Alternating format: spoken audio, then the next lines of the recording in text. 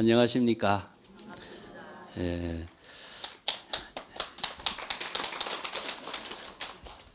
이번 시간에도 임재어록에 들어가기 전에 경전과 어록에 대해서 좀 더 말씀을 나누겠습니다. 경전은 부처님의 말씀이고 어록은 중국의 조사들의 말씀이죠. 그런데 인도에서 부처님의 말씀을 기록한 경전은 일체 중생을 구제하는 원대한 원력의 설법을 하신 것이죠. 그래서 인도의 경전은 시방 3세 일체 중생을 구제하는 그런 원대한 설법이 되어 있기 때문에 84,000 법문이다. 그 일체 중생 가운데는 불법을 알고 모르고 관계없고 또 성문영각 보살 관계없이 또 지옥아기 축생 인간 천상 아수라 육도 윤회하는 중생에까지 일체 시방 3세의 모든 중생을 구제하는 그런 원대한 원력의 법문이기 때문에 경전의 모든 가르침은 무궁무진한 겁니다. 중국의 어록 같은 경우에는 인간 중심의 불법을 구체적인 생활상에서 어떻게 깨달음의 지혜로운 삶을 불보살도의 정신으로 실현할 것인가 하는 것을 중심으로 설해놨습니다. 그래서 저는 경전, 인도의 경전과 중국의 어록의 차이점을 한마디로 이해한다면 인도의 부처님의 경전의 말씀은 우주적인 스케일인데 비해서 중국의 선성들의 어록의 법문은 인간 중심의 설법의 법문이다라고 이야기합니다. 이것은 인도의 불교 사상과 중국의 불교 사상과의 지역과 환경에 따른 풍토적인 문제와도 연관이 되어 있습니다. 이게 중국 사람들은 인도의 불법을 받아들이면서 자신들의 언어로 완전히 바꾸어놨죠. 자신들의 언어로 바꾸어서 자신들이 이해하고 실천할 수 있는 불교로 재편성하면서 중국의 선불교 내지 어록이라고 하는 것이 새로운 선성들의 설법을 기록한 문헌으로 등장하게 되어 있는데요.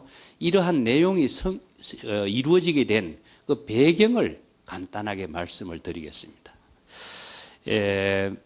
부처님의 경전이 인도에서는 수없이 다양한 경전이 만들어졌습니다. 왜 그러냐면은 지역에 따라서 또 여러 불법을 깨달은 부처나 보살들의 독자적인 안목의 설법이 많다 보니까 지난 시간에도 이야기했습니다마는 반야경전을 중심으로 했던 경전, 또 법화경, 화엄경, 열반경, 또 정토경전 이렇게 수없이 다양한 경전이 형성됐는데 중국인들이 이 다양한 경전들을 자신들의 언어로 바꾸면서 새로운 불교 사상을 자신들이 수용할 수 있도록 무척 노력을 많이 했습니다. 왜냐하면 인도라고 하는 지역하고 중국이라는 지역이라는 것은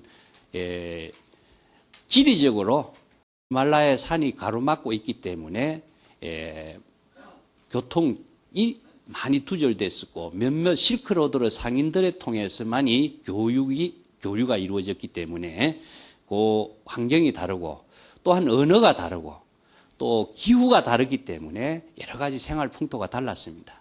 그런데 이런 외국에서 전래된 불교를 중국인들은 자신들의 민족의 종교로 만들기 위해서 중국 한민족이 이 운동을 일으킨 것이 아니고 사실은 오랑캐족이 이 불교 운동을 일으켰습니다. 이 오랑캐족이라는 것은 성외민족이라 그러죠. 여러분 중국의 만리장성이라는 성이 있죠. 이 만리장성 북방에 많은 그 오랑캐족이 있었는데 그 이제 원래 이 사람들은 성이 없었기 때문에 싸움은 잘하고 중국에 와서 약탈은 했지만은 자신들이 언어도 없고 독자적인 문화도 없고 또 사상체계 또 범절이라든가 이런 것이 부족했기 때문에 한민족들에게 항상 멸시를 당해왔습니다. 예를 들어서 여러분 티베트 같은 경우도 중국의 입장에서 보면은 변방 오랑캐족이었습니다. 북이 불교를 이루었던 부귀불교라고 중국에 새로운 왕국을 건립해서 낙양장안을 중심으로 해서 불교 국가로 만든 위대한 부귀불교도 부귀라고 하는 사람이 척팔씨라고 하는 사람이 오랑캐족인데 이 사람들이 항상 한민족에게 핍박을 받고 있었다. 그러다가 우리가 이렇게 핍박을 받는 민족이 돼서는 안 되겠다. 우리도 민족의 문화와 정신을 갖고 있는 그런 불법을 받아들이자. 그래서 서역의 고성들을 초청하고 구마라적 같은 고성을 초청하고 서역의 역경성들을 많이 초청해가지고 불법을 자신들의 민족 문화의 정신으로 삼게 된 것이죠. 그래서 중국의 석굴사원이라든가 웅강석굴이라든가 돈항석굴 또 불교 문화의 유산으로 남아있는 그 수없이 많은 석경, 경전들은 돌에 새긴 경전들 이런 것이 전부 다 한민족에 의해서 이루어졌다기보다도 북방 오랑캐 민족에 의해서 이루어졌습니다. 이 북방 오랑캐 민족들이 이제 중국을 낙양장안을 점령을 하면서 자신들이 새로운 국가를 건립하고 또 불교의 정신을 자신들의 민족 정신으로 수용하면서 경전을 번역하기 시작하는데 그 서역의 고성들을 초빙하고 중국의 인재들을 다 초빙해서 역경도량을 만들어요. 그래서 역경을 하면서 산스크리트의 언어를 한자 언어로서 완전히 바꾸면서 독자적인 중국 불교의 토대를 마련하게 된 겁니다.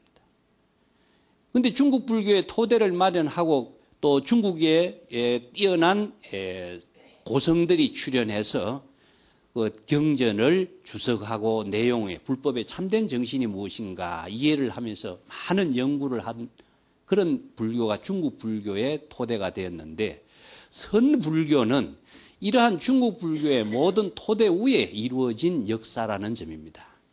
이것이 구마라집이 중국에 401년에 왔는데 구마라집이 번역한 경전을 우리가 지금 한국 불교에서도 많이 읽고 있는 법화경, 건강경, 반야경, 여러 가지 경전, 또 정토 삼부경도 구마라집이 번역한 경전입니다.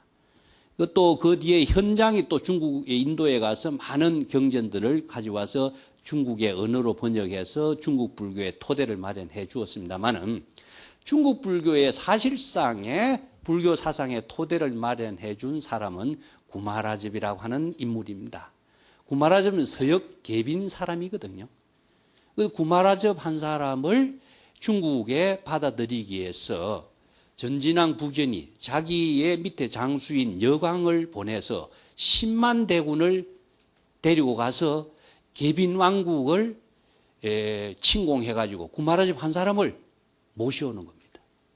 그 모셔오는 도전에 자기의 부견 왕이 죽었다는 소리를 듣고 여광이 자기가 또 용이란 나라를 설립해가지고 구마라집을 16년간, 17년간 자기가 억류시켜요.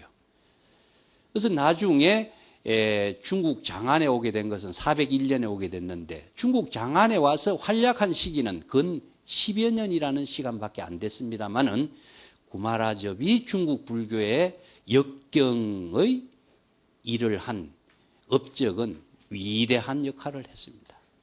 그래서 중국 불교가 구마라집이 번역한 경전을 토대로 해서 중국 불교의 새로운 불교의 역사가 본질적으로 이루어졌다라고 할 수가 있는 겁니다. 그런데 수당대에 걸쳐서 구마라집이 번역한 여러 경전들을 연구하고 주석하는 화엄종, 천태종, 또 정토종, 또 삼론종, 그 다음에 선종 계통이 이루어지는데 선종은 맨 마지막에 이루어져요. 그 선불교가 이러한 중국 불교의 모든 사상과 경전의 정신을 주석적인 연구, 글자 중심으로 해서 불법을 공부했던 역사를 언어 중심의 불법 공부로서 바꿔줬다는 사실입니다. 여기에서 어록이라고 하는 것이 독자적인 새로운 장르가 형성됐는데 경전을 번역하면 무엇입니까? 전부 다 언어죠. 부처님은 설법을 하실 적에 말씀으로 설법했어요. 그죠?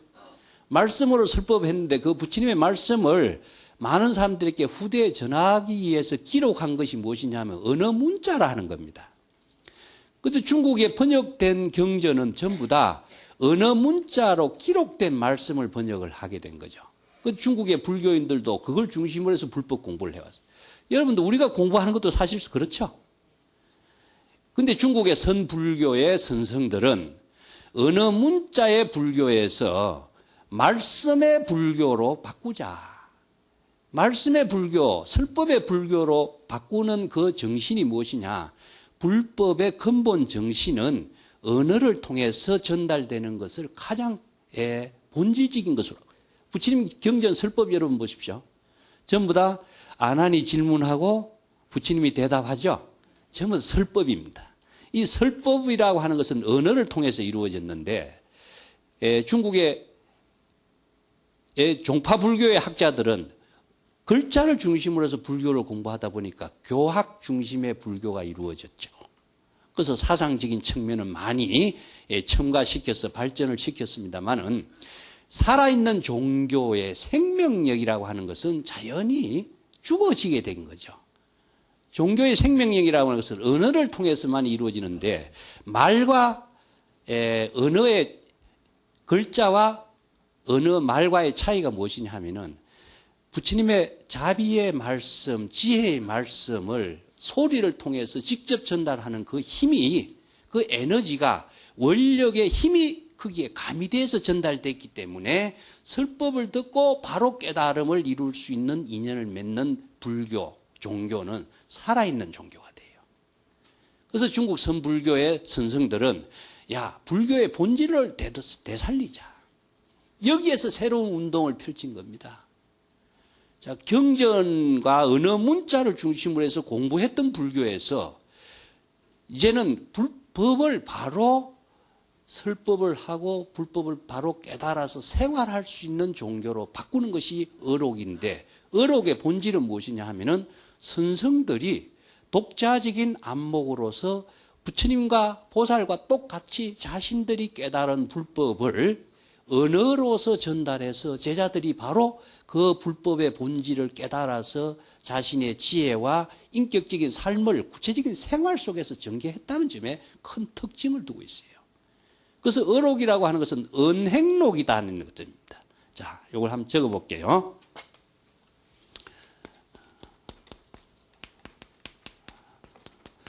어록은 선성들의 설법입니다. 설법.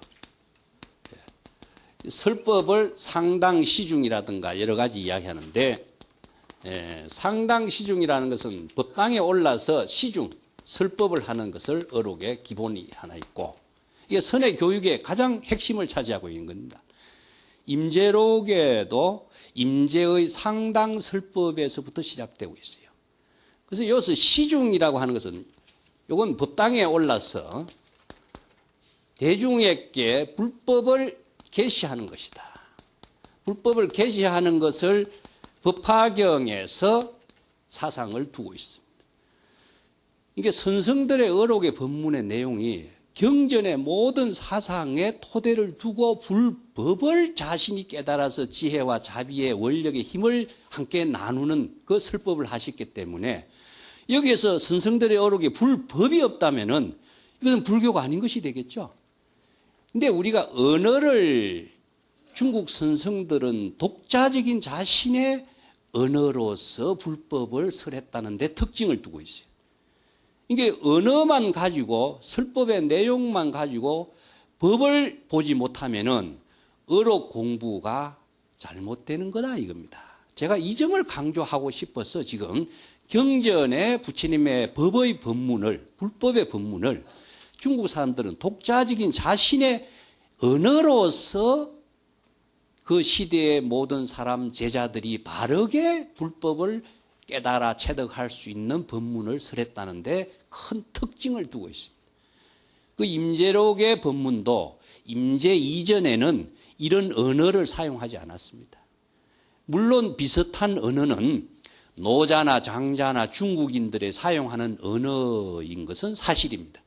그렇지만 그것은 생활의 언어고 노장자의 언어와 선의 언어가 다르다는 점들은 내가 나중에 다시 설명을 하겠습니다만은 법이 있느냐 법이 없느냐.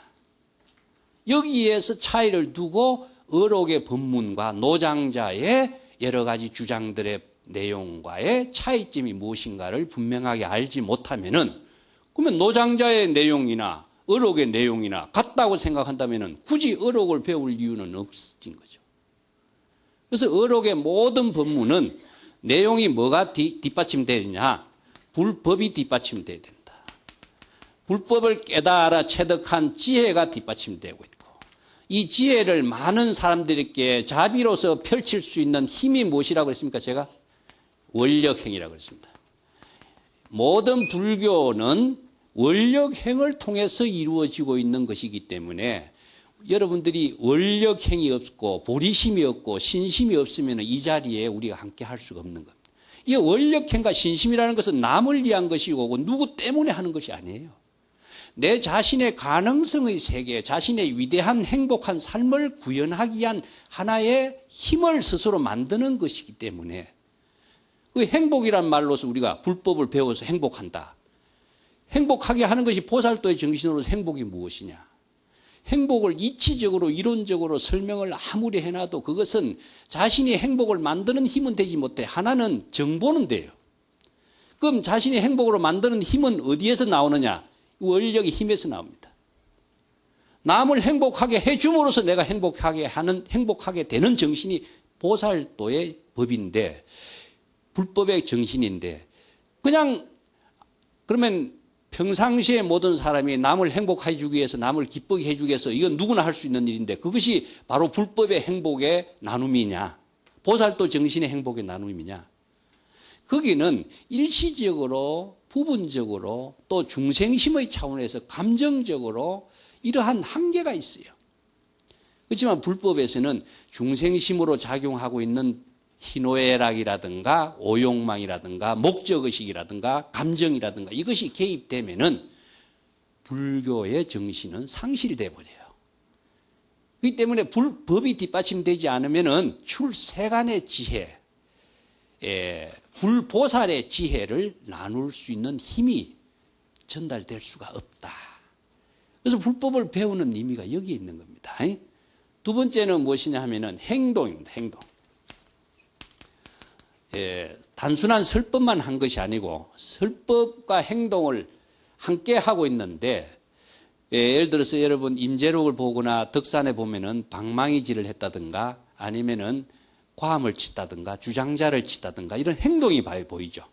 또 하나는 무엇이냐? 노동을 구체적인 생활 속에서 실행했다는 점입니다.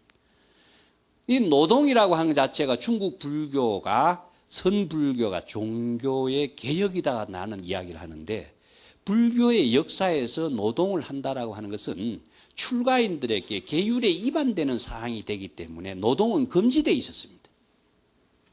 그런데 이 노동을 금지시킨 것이 중국 선성들은 노동을 생활화했어요. 이게 어마어마한 변화를 만들어줬죠. 이렇게 변화를 만들 수 있는 그 힘이 어디에 있었느냐? 독자적인 새로운 불교관을 제시했고, 경전과 또 계율 정신을 새로운 시대적인 인연에 맞추어서 펼쳐내는 선성들의 힘이 여기 있었어요. 그래서 계율을 우리가 잘 지킨다는 것은, 계율의 조목을 잘 알고 있는 사람은 계율 잘 지키는 사람이 아니네요. 계율의 조목을 의식하고 있는 사람은 계율의 조목에 속박되어서 계율의 생활, 자신의 구체적인 깨달음의 생활, 보살대 생활을 할 수가 없게 되는 거예요.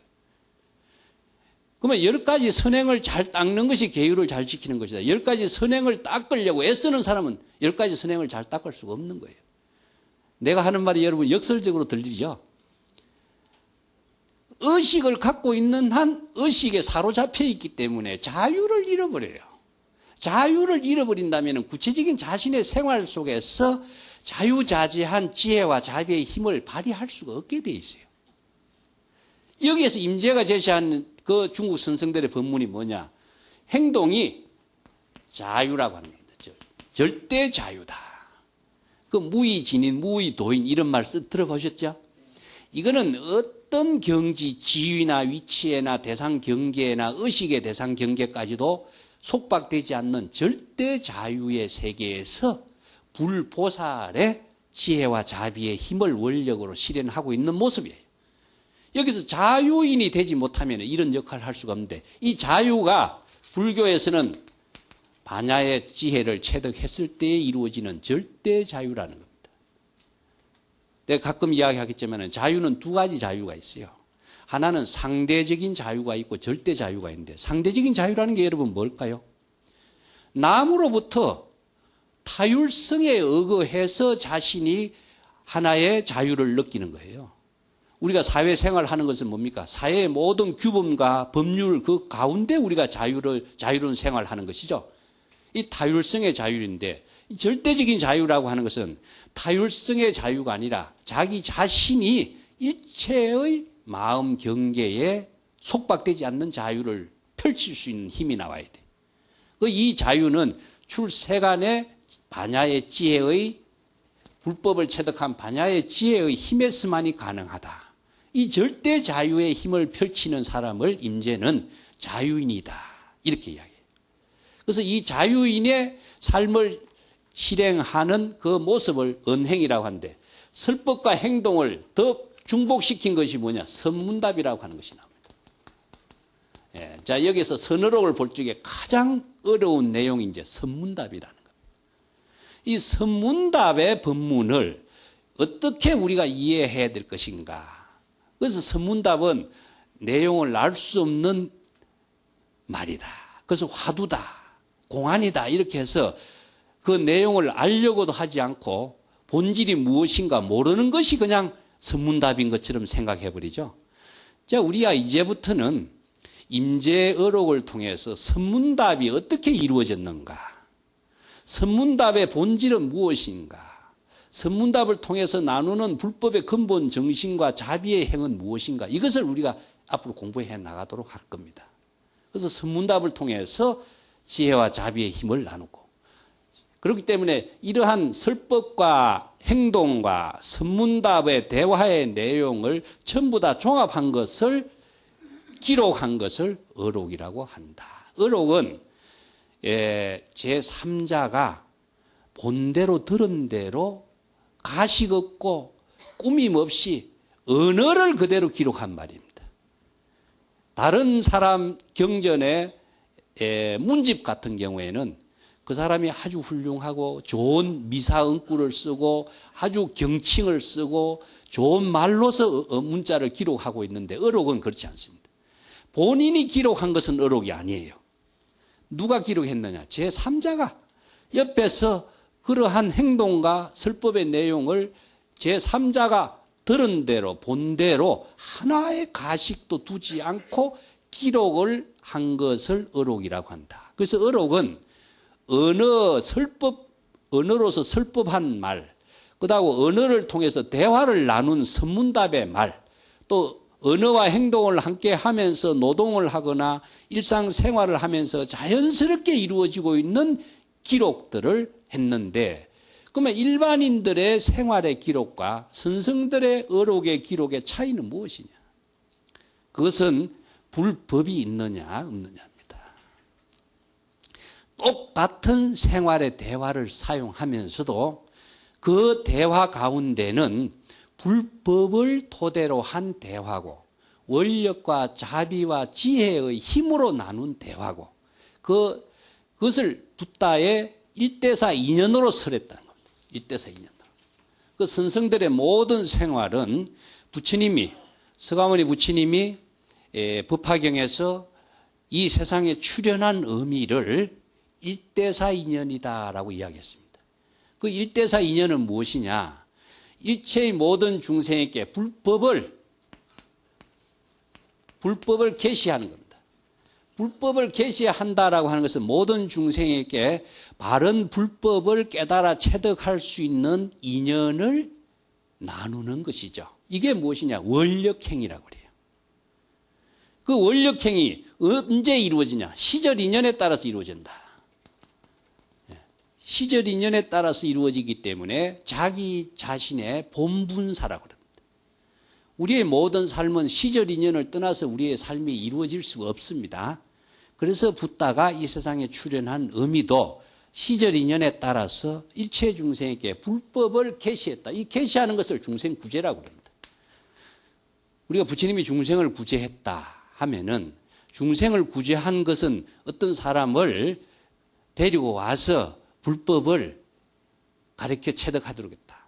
소를 끌고 와서 먹이를 먹도록 했다. 소가 안 먹으면 어떡합니까?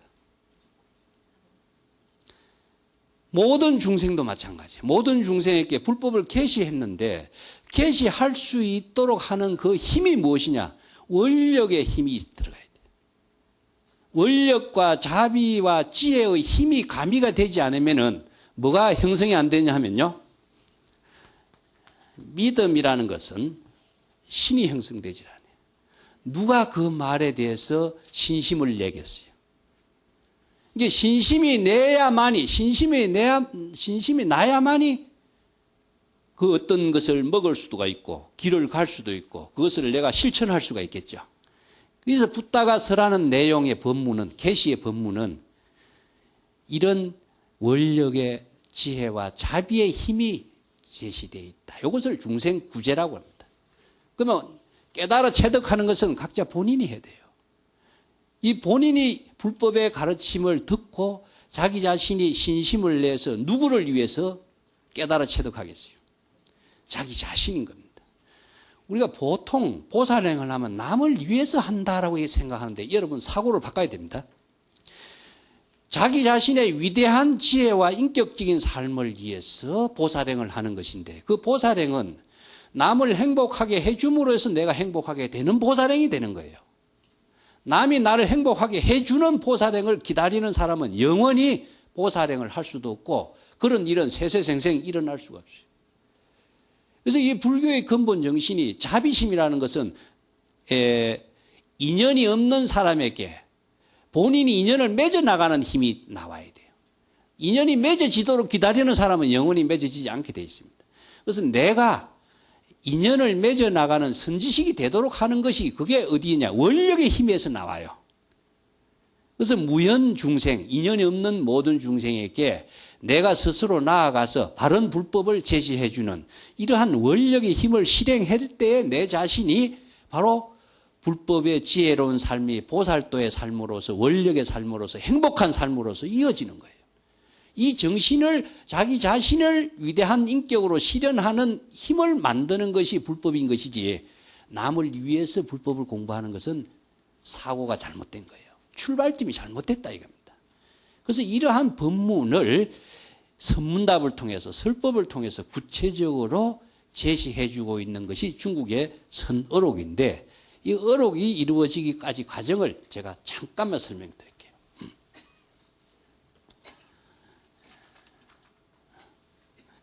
중국의 경전과 주석서가 많이 발달되면서 중국의 불교인들은요, 하나의 실망을 하게 됐어요. 어떤 실망을 했냐. 중국인들이 바라는 불교관이 조금 미흡하다. 이게 요청이라고 그럽니다. 요청. 모든 종교는 요청에 의해서 이루어진다. 요청이라는 것은 시대적인 요청에 의해서 이루어져요. 여러분들도 불법을 공부하는 요청을 전부 다 갖고 있죠. 그것이 뭐냐, 원력으로서 이어지는 요청인데 대성불교 경전을 다 번역을 해보니까 중국인들이 바라는 불교의 정신이 없어진. 첫째는 뭐냐, 중국인들은 충효 사상이 강한데 인도 불교에서는 출가 중심이다 보니까 충효 사상이 빈약하죠. 그래서 충효 정신의 요청의 종교가 빈약해서 중국인들이 새로운 경전을 만든 것이 있어요. 그것이 중국인들에게 만들어진 위경이라는 겁니다. 위경 한문으로 쓰겠습니다. 사람이 만든 경을 위경이라고 그래요. 중국인들은 부처님이 설법한 내용의 경전을 중국 사람들이 역경도량에서 누가 번역을 하고 누가 그걸 필수하고 기록했다 하는 것이 정확하게 기록이 되어 있어요.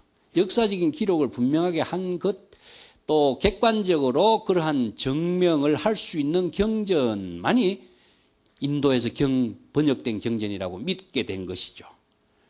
근데 이 경전은 사람이 중국에서 요청의 종교에서 만든 거예요.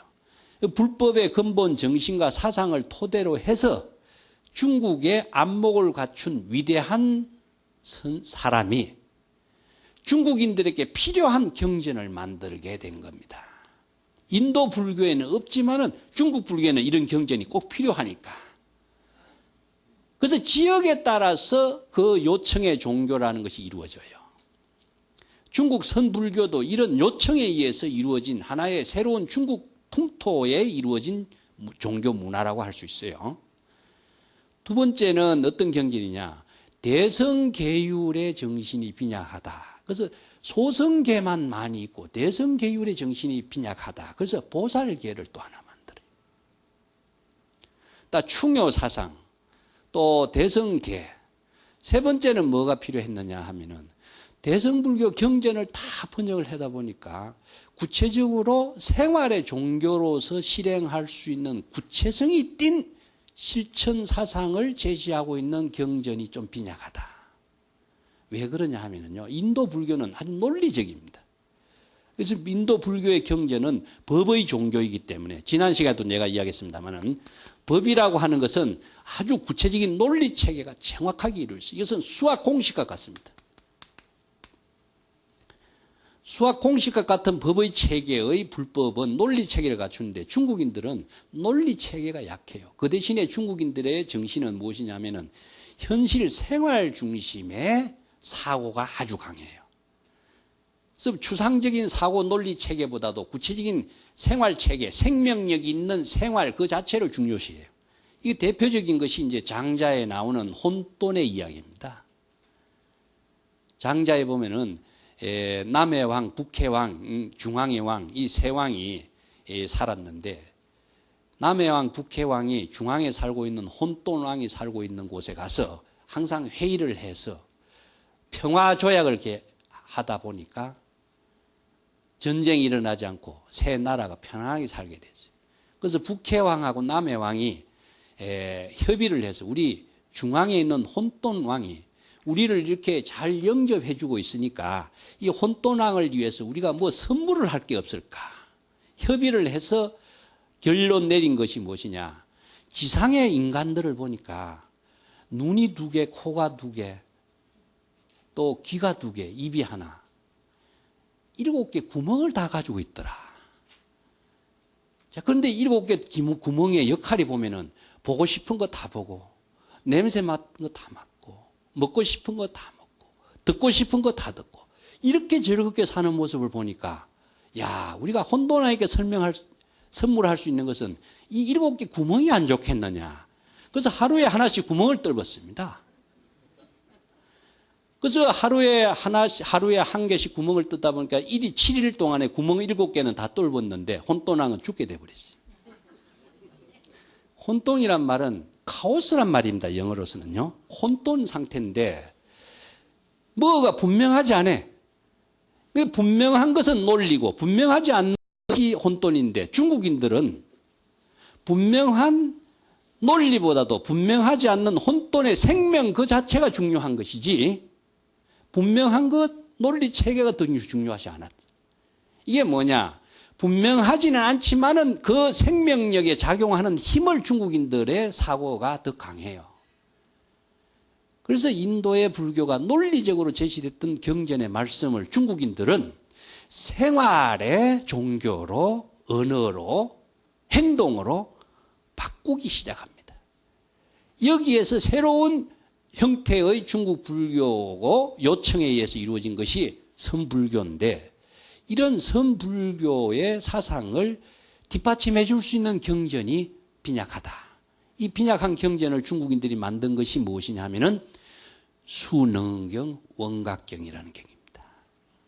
자, 수능경 여러분 주의 깊게 잘 기억을 해 주세요. 제가 대성불교 경전을 여러 가지 이야기하고 있습니다만은 반야경, 건강경, 유마경, 대성기실론, 수능경 이런 경전에 자주 내가 이야기할 거예요. 왜냐? 어록 가운데에 이러한 사상이 중국인들은 이러한 언어로서 독자적인 생활의 종교로 바꾼 힘이 뒷받침하고 있는 불법의 그 사상이 무엇인가를 제가 구체적으로 이해를 하도록 하기 위해서 그런 설명을 할 텐데, 수능경이란 경은 조사선의 소위 경전입니다. 여러분들 연불산매, 참선수행의 산매, 이런 산매란 말 듣죠? 이러한 구체적인 참선수행, 연불수행 할 수 있는 사상체계는 사실상 정토 삼부경이나 아니면은 관세음보살 연불을 많이 하고 있지만은 법화경 관세음보살 보문품에 있는 설법이 아니고, 관세음보살 연불수행의 모든 사상체계를 구체적으로 만들어 제시한 것은 수능경의 이건원통입니다. 그래서 중국의 수능경이 연불수행, 참선수행의 모든 사상체계를 대乘불교의 사상을 재정립하고 재편성해서 실천불교의 사상체계로서 재정립할 수 있는 경전을 편찬하게 된 거죠. 그런데 이런 경전을 중국의 위경이라고 하는데, 위경의 시대를 중국 불교는 거쳐서 위경의 시대에서 어록의 시대로 이루어집니다. 위경이라고 하는 것은 사실상 부처님의 말씀을 빌린 하나의 가짜 경전이죠. 자, 그러다 보니까 부처님의 입을 빌리게 된 겁니다. 부처님의 입을 빌려서 자기가 주장할 내용을 부처님의 설법으로 입을 빌린 것이죠. 그 다음에 경전이라고 하는 부처님의 말씀을 기록한 하나의 형식을 빌린 겁니다. 세 번째는 무엇이냐? 부처라고 하는, 부처의 설법이라고 하는 권위를 빌린 겁니다. 자기 말을 자기가 주장하면 될 텐데 왜 부처의 입을 빌리고 형식을 빌리고 권위를 빌려서 이런 말을 한가? 이것은 무엇이냐 하면은 권위주의 시대의 부산물이다. 자기가 하고 싶은 말을 사람들이 믿어주지 않으니까 부득이 이 방법을 사용하지 않을 수가 없어요. 그래서 부처님의 입을, 경전의 형식을, 권위를 빌려서 사람이 만든 경전의 형태로 띈 것이 이런 위경입니다. 그런데 이 위경의 시대는 권위주의 시대가 남아있는 시대예요. 우리가 사실 육조단경도 권위주의 시대의 부산물 중에 하나입니다. 육조단경도 육조해능의 설법집인데 육조해능의 설법집이라고 이름 붙이면 될 텐데 왜 육조단경이라고 하는 경전이라고 하는 이름을 붙이느냐. 조사의 말씀을 바르게 받아들이고 신뢰하고 그 불법을 자기가 배워서 체득할 수 있는 힘, 그 힘이 약하다 이겁니다. 그 힘이 약한 이유는 뭐겠어요? 기본적으로 힘을 이룰 수 있는 원력과 지혜, 자비의 힘을 이룰 수 있는 것은 뭐라고 했습니까? 제가 신념입니다. 신념. 이게 종교의 모든 에너지는 이 신심에서 나와요. 아무리 좋은 설법을 해놔도 여러분들이 신심이 없으면 그 설법을 여러분 수용 안 하게 되어 있습니다. 신심이 있어야만 이것이 수용되게 되어 있어요. 그렇기 때문에 자기가 주장하는 말을 사람들이 믿어주지 않고 신뢰하지 않는데, 그렇다면은 신뢰할 수 있도록 하는 방법이 없을까? 자, 이게 요청이에요. 요청에 의해서 만든 경전을 그래서 위경이라고 한다.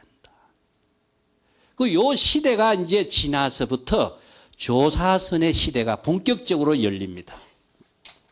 그래서 조사선의 시대는 언제부터 이루어지느냐 하면은, 어록이 만드는 시대는 조사선의 시대라고 하는데, 이것은 마조도일이라든가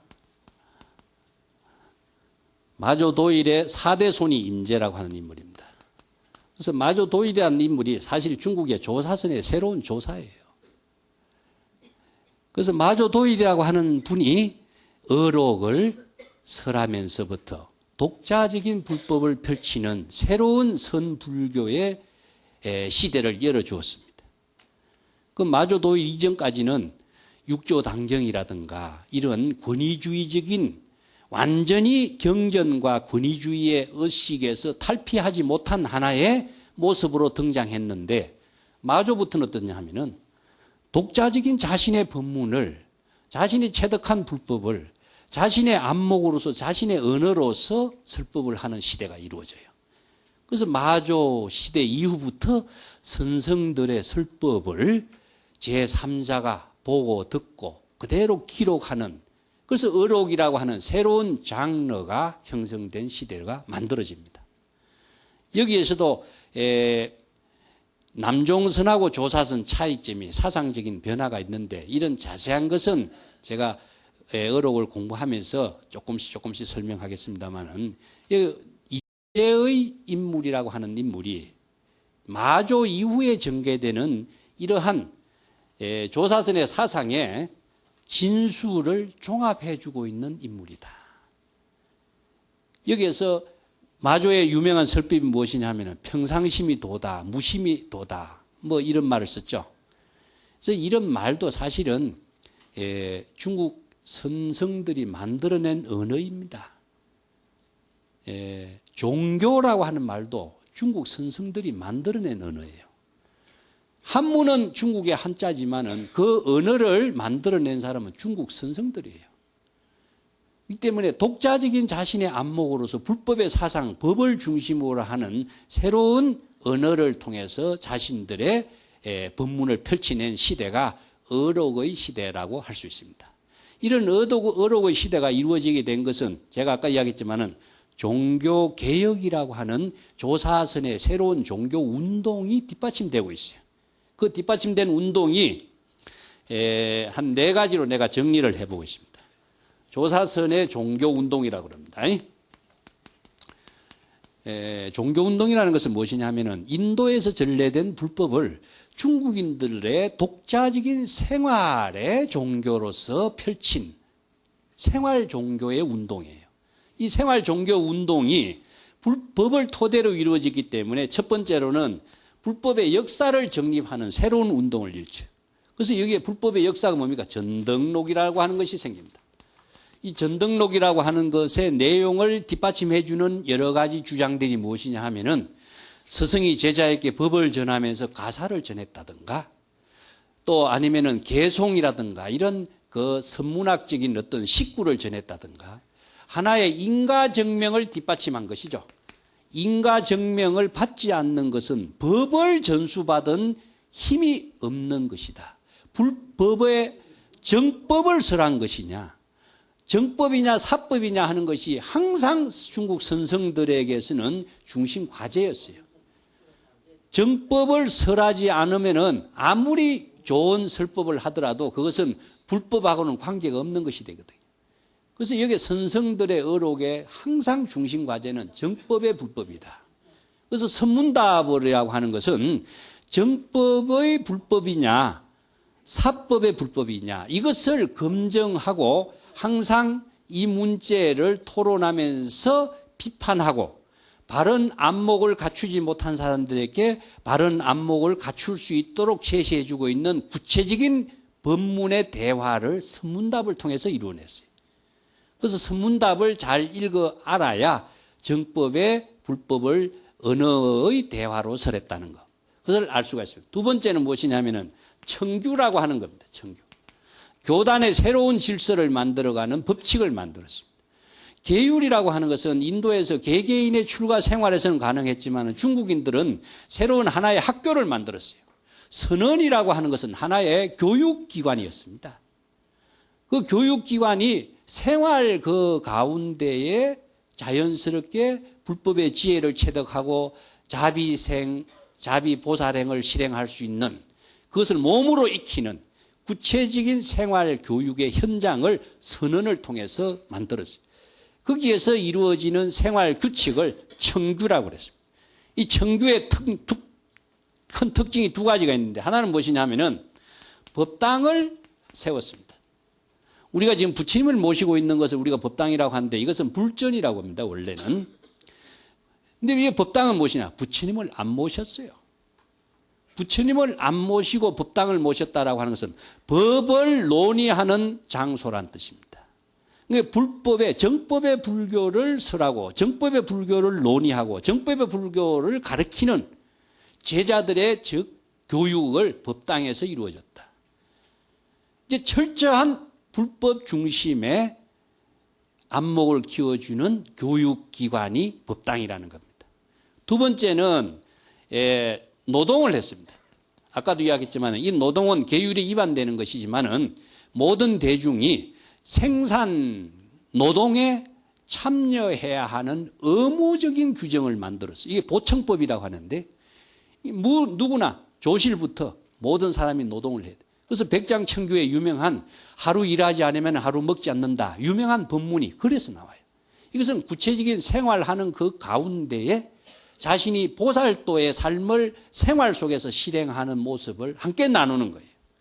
누구는 노동하고 노동하지 않는 것은 세속적인 가치관이에요. 출세관적인 가치관이라는 것은 자신의 위대한 보살도의 삶을 실현하는 그 노동이 되는 것이죠. 이것이 노동을 이루어졌다는 것은 계율 사상에서 종교개혁에 큰 힘을 이뤘다. 세 번째는 상당설법이라고 하는 설법의 내용을 중심으로 해서 이 선성들의 법문이 이루어진데 이 상당설법의 법문의 내용이 법당에서 이루어졌어요. 법당에서 이루어졌기 때문에 이 법당 중심의 교육의 설법의 기록을 어록이라고 하는 형태로 엮은 것입니다. 자, 오늘 여기까지 이야기하고 다음 시간에 어록의 구체적인 임재록 중심으로 해서 한번 살펴보도록 하겠습니다. 감사합니다.